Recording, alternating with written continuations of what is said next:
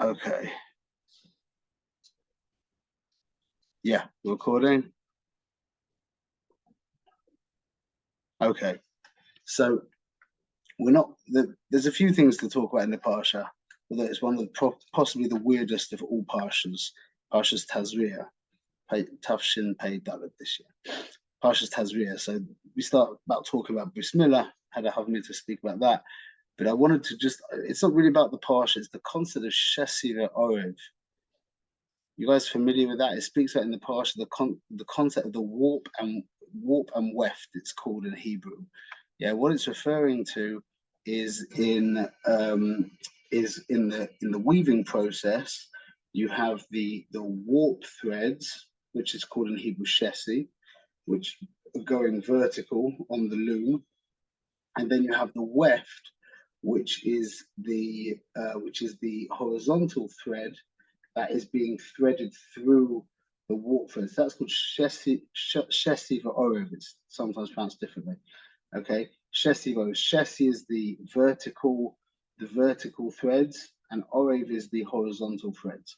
Okay, so there's three very big limudim that come out from these two ideas, or this singular idea of the weaving process. Okay, chassis in graphics, the idea of vertical lines. Yeah, this is just something I know, not from Twitter. This is just from my photography. I know the idea of vertical lines going up and down, create a dynamic energy. Okay, in a sense, you could call them alive. Lines going horizontally, like a landscape, like a horizon or something, give a more passive, relaxed feeling. Okay, in a sense, they're kind of like lacking life. I don't want to say dead, but they're like someone sleeping, someone lying down. When you're awake, you're standing upright. When you're asleep, you're lying down. Okay, so when you see a line horizontally, it creates a kind of passive, relaxed feeling in you. When you see a line vertically, it creates a dynamic feel. That's why when you're in a city, yeah, and you've got vertical lines all around you, it feels very dramatic and dynamic. When you're by the beach and you've got the horizon, which is a flat vertical horizontal line, it feels much more relaxed and easygoing. Okay, that's a reality in graphics. Okay, so there's three things we want to pull out from this, which is pull out. That was my pun from weaving. That first thing, they're not in any order.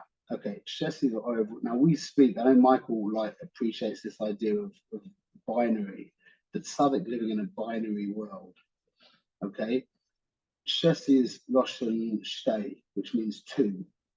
Orev is Lashon Erev Mu'urav, meaning mixed. The Russia lives in this world of Ubuvia, where everything is mixed together. Now, I know we always speak about the tzaddik living in the reality of one, where everything is nichlal in the echad, but on the day-to-day like functioning level of the tzaddik, he looks at the world in a very binary way. Yes or no, right or wrong, asa, mutter, kosher, treif. He sees the world in a binary, looking at the world in a binary fashion, although we know the world is there's madrigas of grey, obviously, but when we can try and move our perspective into a more binary perspective, we're heading towards the world of the tzaddik, okay? And helping other people as well. That's the way with what they say with smoking cigarettes. One is too many, and 1,000 is not enough for a guy who's quit smoking.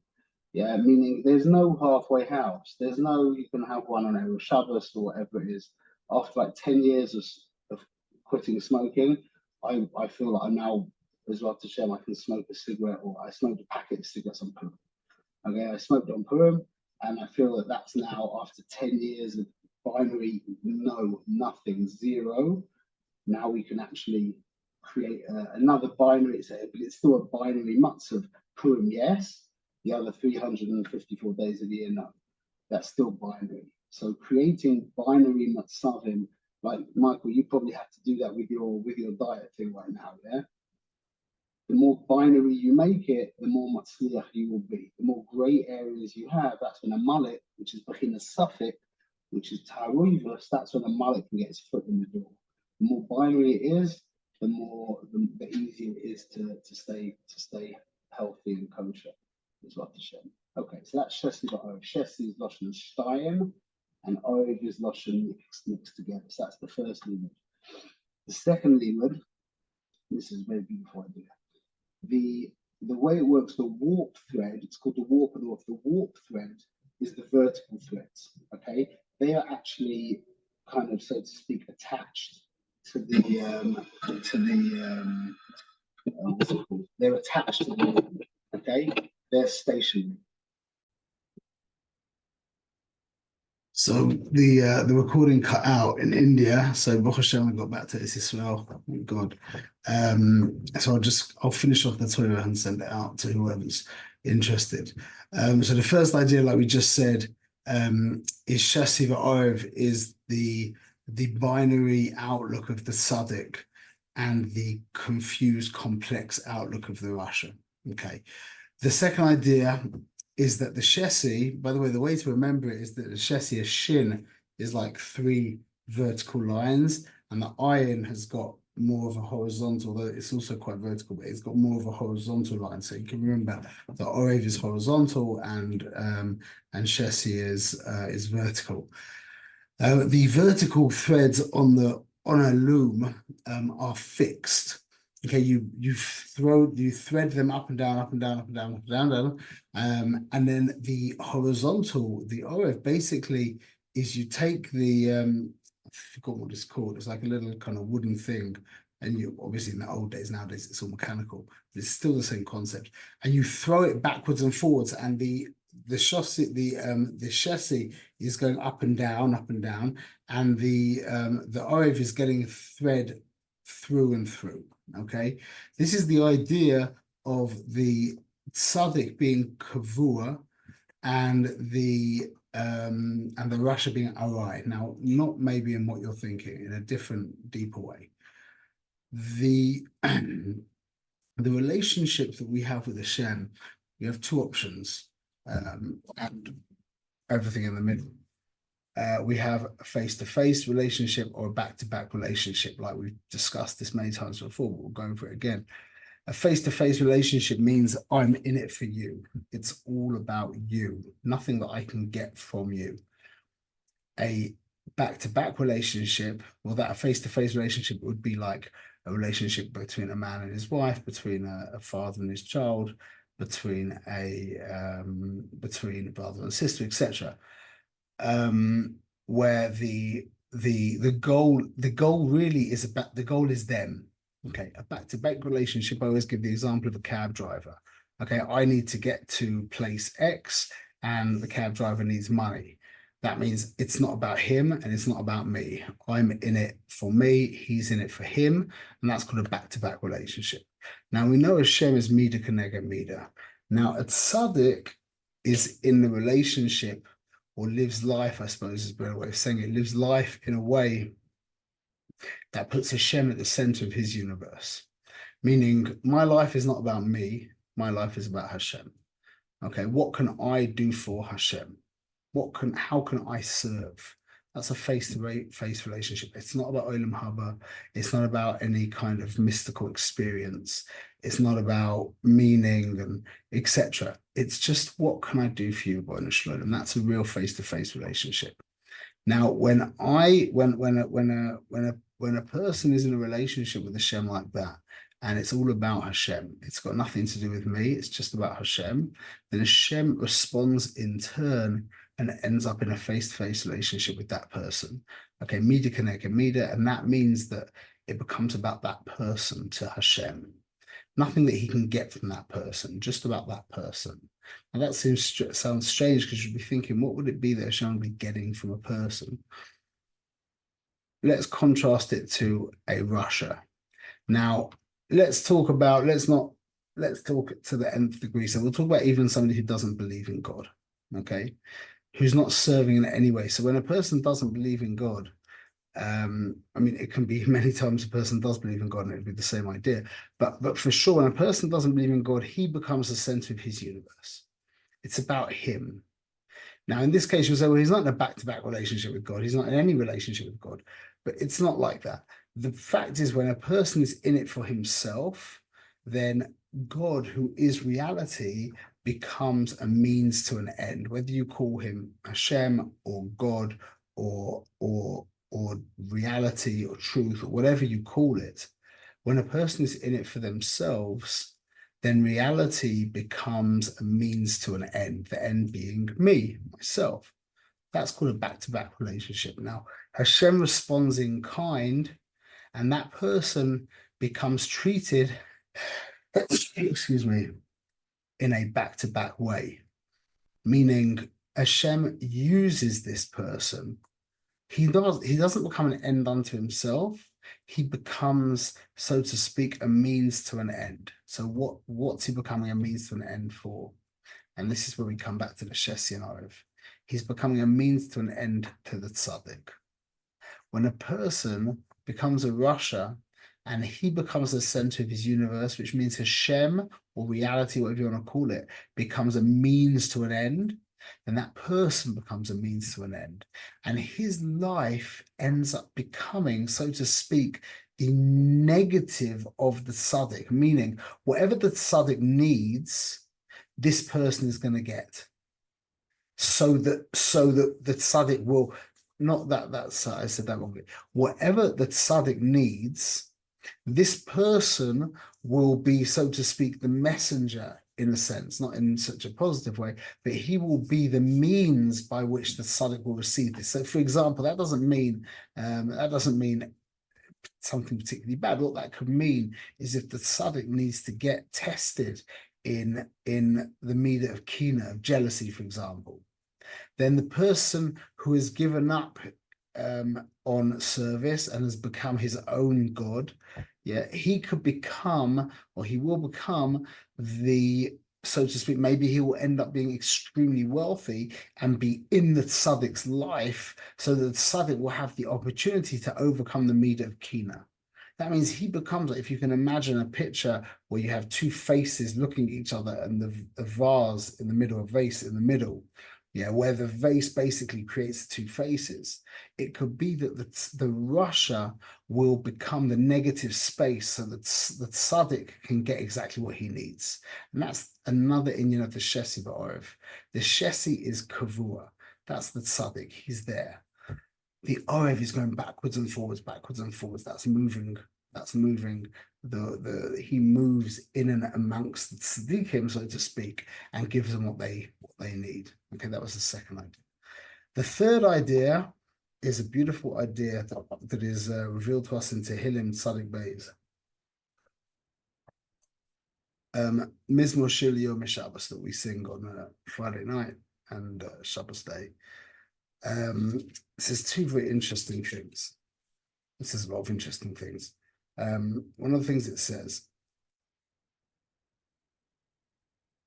Pasuk Ches, Befroach Rishayim K'mei Esev, V'yatzitzu Kol Pa'alei Oven, L'shamdam Ad Ad. Okay, that the Rishayim kind of sprout forth or blossom forth like grass. V'yatzitzu Kol Pa'alei Oven, and they will again blossom, all of the Pa'alei Oven, the ones who do bad stuff, L'shamdam Ad Ad, to be destroyed forever. By Pasuk Yud Gimel, it says, Tzaddik Katami Yifrach, the tzaddik, like a date palm, will flourish, Yifrach, same Lashon. Ke'erez b'Levanon Yiske, and he will grow tall like the erez, like the cedar tree in the Levanon. So the Psukim say, David says that the Rishayim will they will sprout forth or blossom like grass, but the tzaddik will grow like a date palm, or like a cedar. So you've got two kinds of growth. We've got horizontal growth, that's Bechinas Orev, obviously, and we've got vertical growth, which is Bechinas Shesi. The tzaddikim have the vertical growth, and the Rishayim have the horizontal growth, like grass. Now, horizontal growth is the acquisition of things. Now, it doesn't have to be as grubby as houses and cars and possessions. It's that as well. But it could even be when the goal is acquisition, the actual acquisition. It could even be good traits in a very subtle situation. It could even be good traits. It could even be acts of kindness, etc. But that's before Hoshank my Asev. Grass grows, so to speak, on a horizontal axis, and it's lots and lots. Okay, that's the idea of this fragmented, disjointed, multiplicity kind of. That's not the right word. That's not an adjective. This kind of very complex multiplicity going outwards like this. That's the growth of the Russia. Okay, it's a horizontal axis. The growth of the Tzaddik is the growth in one. Yeah, growing up. That is the growth in, really, to say it very simply, that's the growth of Lishma. That's what the Tzaddik is about. The Tzaddik is about growing in humility. Okay, now from that will come maybe the acquisition of good midas and of even of great financial, of material wealth, etc. Many other things can come, like the tree does also sprout on a horizontal axis.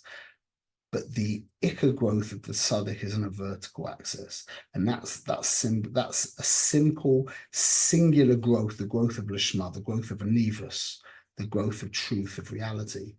So the Rishonim grow outwards like this, so to speak. That's Bechinas Orev. And the Tzaddik grows vertical. Okay, that's Bechinas Shesi. So again, we see the relationship of Shesi Orev being a remez to the inyan of the Tzaddikim and the Rishonim. So just as a quick recap, we have number one, the binary outlook of the tzaddik. Yeah, Shesi is from Russian 2. He sees things A or B, black or white, yes or no, mutter, osa. Okay, and the Russia is Orev, which is Russian Orevus, Ma'urav, which means confused and complex. Then we have the second lesson we said is Shesi is the threads that are kavua on the loom, and the Orev is moving in and amongst them. That's the Rishonim are there to service the Tzaddikim, ironically enough, because the Tzaddikim, what's ironic is that Tzaddikim feel that this world is not about them, and then the world becomes mamash about them. When the Rishonim think the world is mamash about them, and it becomes mamash not about them. That's the irony. And then finally, Shasi Orev is the inyan of horizontal growth, which is the Orev, which is the Russia, and the horizontal and the vertical growth of the Tzaddik, which is the growth in Lishma and Anivas Bezos Hashem Yisborach. We should be zoicha in the schus of Parshas Tazriya, and we have a break of no Shabbos, no special inyan this Shabbos. We have Shabbos Agadol next Shabbos, and then we go into the Heilig Chag of Pesach, Bezos Hashem. So it should all the cleaning should go well. Everything should be good, Bezos Hashem, and we will see you soon. Okay, Mishkoach, Kol Tov.